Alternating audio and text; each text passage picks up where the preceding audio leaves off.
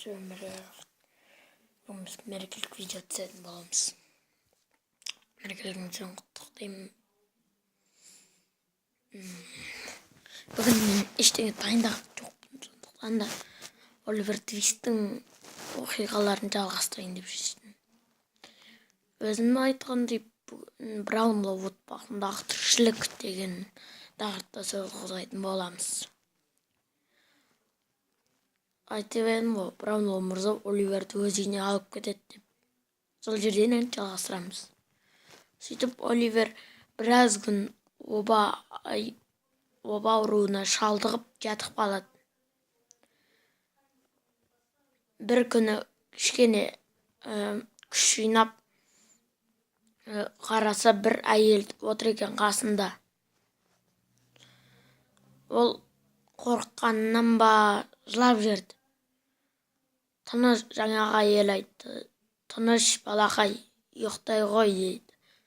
Сөйтіп Оливер ұйықтап қалыпты.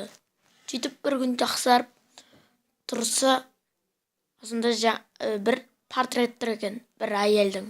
Қандай әдемі әйел дейді. Иә дейді жаңағы кемпір. Сол кезде Браунлоу мырза келіп, қымбаттым, қалың қалай дейді. Бұрынғыдан жақсы болып қалды дейді. Сөйтіп әңгімелесіп отырады. Жаңа ханымға айтады. Ханым, Браунлоу мырза ханымға. Ханым, анау жақта кітапханашы адам жүр ғой, соған кітаптарды апарып беріңізші дейді. Сөйтіп, бірақ ол алысқа ұзап кетті дейді.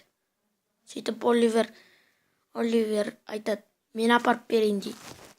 Сөйтіп ол кетіп, Браунлоу мырза айтады, көп кешікпе дейді. Оливер бірақ бір себептермен кітаптарын қайтара алмай қояды. Сол уақытта Феджин Оливердің ұсталып қалғанын біліп ашуланып отқан. Оның бандасын тағы да бір мүшесі болған, Билл Сайкс деген.